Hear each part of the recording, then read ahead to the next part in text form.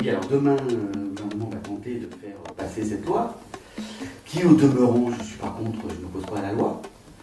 Le problème, c'est que le fait, c'est que je ne suis pas une manager. Je ne m'occupe pas de faire rentrer un chiffre d'affaires par rapport aux ventes de disques, que je ne suis pas le gouvernement pour faire passer des lois, que je suis un artiste qui est indépendant depuis 30 ans, que j'ai toujours eu un peu une démarche, pour certains un peu arrogante, et ça, qui ne s'est plus trouvé arrogante quand les démarches un petit peu audacieuses étaient des succès, parce que je fais ça chaque année.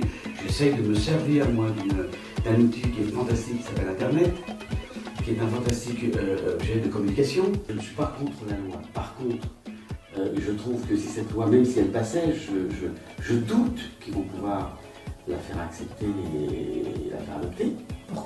Pourquoi ? Parce que je trouve qu'on est voué à avoir la musique gratuite. Moi, je pense qu'aujourd'hui, il y a d'autres moyens, et je le prouve par mes actions. Je n'ai jamais aussi bien gagné ma vie. J'ai un catalogue qui n'a jamais été aussi vivant grâce à Internet, grâce à des synchrones multiples, grâce à des jeux vidéo, grâce à des... Il y a une multitude d'outils qui n'étaient pas accessibles pour moi parce que je ne suis pas un artiste qui fait des tubes constamment. Alors que, il y a encore dernièrement, ceux qui étaient bien rémunérés, ce sont des artistes, non pas les jeunes artistes, mais des artistes qui faisaient des succès, c'est-à-dire qui représentent de l'argent. D'accord ? Grâce à Internet, aujourd'hui, cet outil, il est libre à tout le monde. Tout le monde peut s'en servir. Et moi, j'ai décidé de mettre mon album en ligne gratuitement pendant 5 jours. C'est de la promotion. Ça me paraît simple.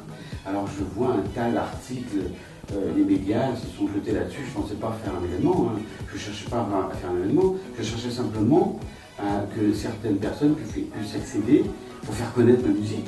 Parce que même si je suis là depuis 32 ans, je pense et je suis certain qu'il y a un certain nombre de personnes dans le public qui m'écoutent de temps en temps par-ci par-là, mais qui ne seraient pas pour autant motivées d'aller m'acheter un album, d'aller le télécharger. C'est un hasard total de calendrier, vous avez quand même un peu anticipé. Je vous promets, complètement.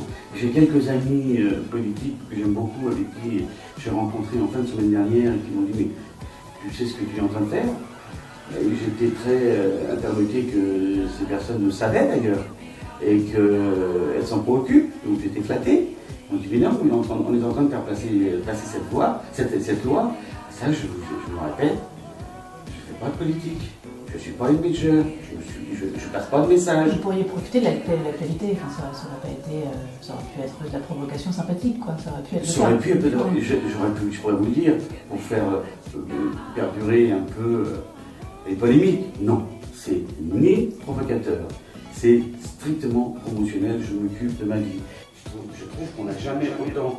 J'entends aussi des journalistes qui disent que la musique est bientôt morte, on est arrivé au bout d'un cycle. Ils sont fous. On n'a jamais vécu autant de musique. Il y a encore 5-6 ans, vous auriez peut-être pu vous dire je peux rester dans la journée avec X nombre d'heures sans écouter de musique. Aujourd'hui, vous ne pouvez plus. Et la musique, elle est partout. La musique, elle fait partie de l'air. C'est de l'oxygène pratiquement. Et à un moment donné, il faut la gérer, cette musique. Il faut savoir en récolter les fruits de manière différente, à travers Internet par exemple, c'est un outil. À travers Internet et à travers, qu'est-ce que vous disiez, le merchandising, est-ce que c'est ça le destin de la musique ? Il y a le merchandising, il y a ce qu'on appelle les synchrones. Moi je vois, l'année dernière, j'ai été impliqué dans à peu près 4-5 films, donc des gros films comme Milk avec l'ami film de Chapelle. J'étais impliqué partout, j'étais impliqué dans des produits comme des marques, parce qu'aujourd'hui les artistes sont porteurs d'images, porteurs de façon de vivre. Il y a plein de marques qui s'appellent à vous. Mais pourquoi ils viennent des marques ? Parce que vous êtes présents, parce que vous donnez des contenus, parce qu'on voit le nombre de gens que vous stimulez, qui vous suivent. Et comment on fait pour les prévenir, ces gens qu'on fait de la nouveauté ? Internet. Oui, mais après ça ne règle pas le fait qu'on n'est pas forcément obligé aujourd'hui d'avoir envie de faire de la musique en ayant... Si, on se sert d'Internet pour faire connaître pour moi, on se sert d'Internet pour faire connaître le plus possible ces artistes. C'est un outil fantastique. Avant, les majors n'avaient que les radios. Aujourd'hui, elles ont Internet. Elles sont encore en train de se poser les questions. Comment elles vont faire pour être rémunérées ? Moi, je mettrais un gros doute. Vous savez, je suis dans ce métier depuis très longtemps. je parle de ça, vous imaginez, ça fait partie de nos discussions les plus importantes. Je ne me suis jamais trouvé au bord d'un débat avec 4 ou 5 producteurs ou patrons de majors avec des conflits. On est tous d'accord là-dessus. On est tous assez heureux que ce n'est plus simplement un certain format des radios qui décident. On n'est plus aujourd'hui au fait que c'est parce qu'un artiste a vendu 1 million d'albums, ça veut dire que c'est un grand artiste. C'est plus vrai. C'est plus vrai. Aujourd'hui, ce n'est plus vrai. Par contre, ce qui est incroyable, que moi, en tant qu'artiste qui fait que de la musique, je sois passé à côté de la date de cette... de demain, où le gouvernement va tenter de faire passer cette loi, qui ne passera pas d'ailleurs, parce que je crois savoir depuis ce week-end que le Parlement européen s'y oppose. Donc même si elle passe en France, ils vont faire quoi? Et même si la date passait, si la loi passait, pardon, ma passion février, si cette loi passait, ils vont faire quoi? Ça veut dire que vous allez dire aux jeunes qui n'ont pas les moyens d'acheter des disques, il ne faut plus voler? Je ne sais pas peut-être qu'on va vous mettre en prison, mais il faut voler, mais je trouve, et je m'en répète peut-être, qu'il y a énormément de choses. Et vous savez, à 32 ans, 33 ans de carrière, j'ai vu plein de choses dans ma vie.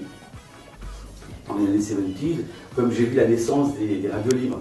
Quand les radios libres sont arrivées, j'ai l'impression de vivre presque la même histoire. Les radios libres sont arrivées, toutes les maisons de disques disaient ça y est, c'est la fin du disque. On ne voit pas pourquoi les gens vont continuer d'acheter les disques, puisque maintenant ils vont pouvoir l'écouter en stéréo, c'est-à-dire en FM, en radio. Mais ça a été stimulateur, ça a été un fantastique mouvement. Regardez aujourd'hui tout ce qu'elles ont pu bien spéculer depuis 20 ans ou 25 ans qu'existent les radios indépendantes.